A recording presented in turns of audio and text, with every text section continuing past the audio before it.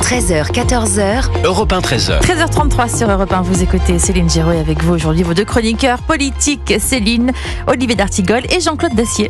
Et j'ai très envie de vous entendre sur cette annonce de Rachida Dati ce matin dans les colonnes du Figaro, la ministre de la Culture qui envisage de faire payer l'entrée de Notre-Dame aux touristes pour sauver toutes les églises de France.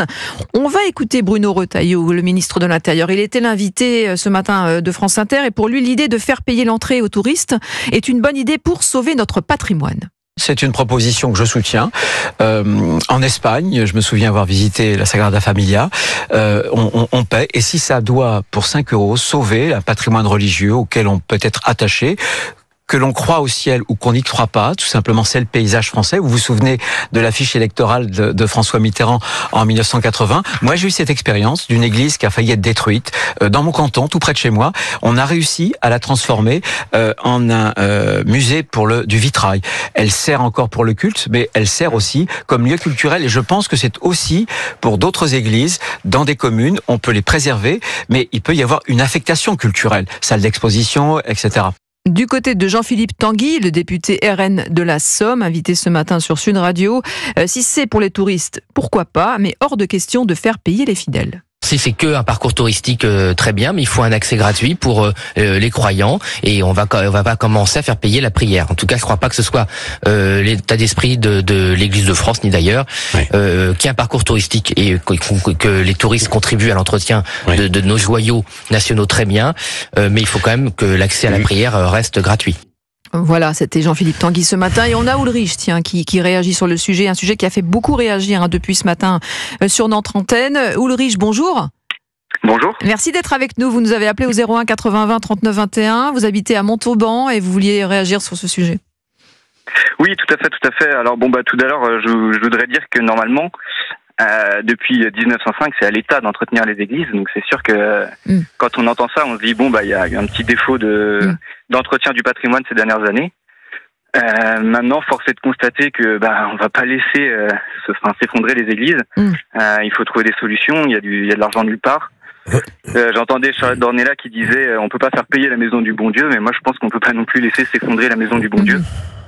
Donc si c'est fait de manière intelligente, et comme on peut le voir par exemple à la cathédrale d'Albi, où vous avez la moitié de l'édifice qui est un musée, la partie de l'autre côté du Jubé qui est payant, et l'autre partie qui est laissée au culte, et ça se passe visiblement, ça a l'air de bien se passer. 6 €, oui, je crois que c'est 6 € l'entrée, on en a parlé ce matin sur Europe 1. C'est ça, tout à fait. Donc ça, ce serait, je pense, une bonne chose.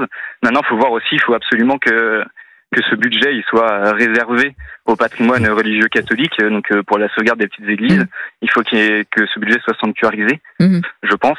C'est le projet de Rachida Dati de consacrer entièrement les 75 millions d'euros que cette idée générerait pour sauver toutes les églises de France. Voilà, oui, je pense. Voilà. Après, maintenant, l'affectataire, ça reste l'Église catholique, donc il faut voir aussi je pense que les décisionnaires, ça reste les évêques. Je pense qu'ils devront donner leur aval. Après, il y a peut-être des solutions aussi pour les convaincre. Par exemple, en disant, vous avez le planning, c'est vous qui gérez. Le dimanche, par exemple, il n'y a pas de visite. Quand il y a des grandes messes, il n'y a pas de visite. Quand il y a le pèlerinage, des grands pèlerinages, comme le pèlerinage Notre-Dame de Chrétienté, pas de visite. On n'a pas encore de précision sur les modalités, mais oui, mais en tout cas, c'est une piste. Merci beaucoup, Ulrich. Continuez à nous écouter, bien sûr, à Montauban, Olivier d'Artigol. Je sais que pour Jean-Claude Dacier, je suis un peu péponne, mais péponne peut être d'accord et donc Camillo et aider. Dans le sens où la proposition de Rachida Dati me semble une solution. Avec des parcours qui seraient distincts, bien sûr, pour les fidèles, il n'en est pas question, mais un parcours touristique peut être organisé moyennant 5 €, je crois, puisqu'une église n'est pas uniquement un lieu cultuel, c'est aussi un lieu culturel. Pour ceux qui ne croient pas au ciel, c'est mon cas, je suis toujours, moi, touché quand je vois une église en mauvais état, parce que c'est aussi l'identité... Il reste quelque chose. Non, c'est l'idée... C'est l'idée d'un... Oui, parce qu'on vient tous d'une famille avec des origines, bien évidemment. Ma famille je pense que la religion catholique va durer plus longtemps que le communisme. Mais enfin, c'est une question de point de vue. Ça, oui.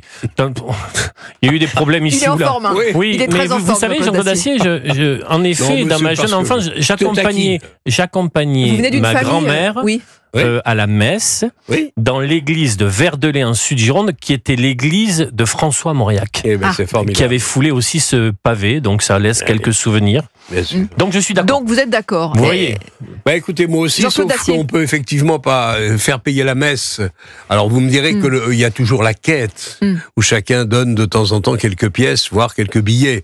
Alors où on fait payer tout le monde, où il va peut-être le dimanche être un peu délicat de faire le tri entre les touristes vraiment qui sont là, qui ne croient plus en Dieu depuis longtemps, mais qui sont là parce que c'est beau et qu'il y a plein de richesses culturelles à l'intérieur, et les fidèles qui vont venir prier. Non, mais qu'on trouve une situation. Il y a des offices, effectivement, qui seront tenus, et quand vous venez assister aux offices, vous êtes normalement, vous priez, donc vous êtes assis. Vous ne pouvez pas déambuler dans l'église. On distinguera quand même assez clairement les fidèles des touristes.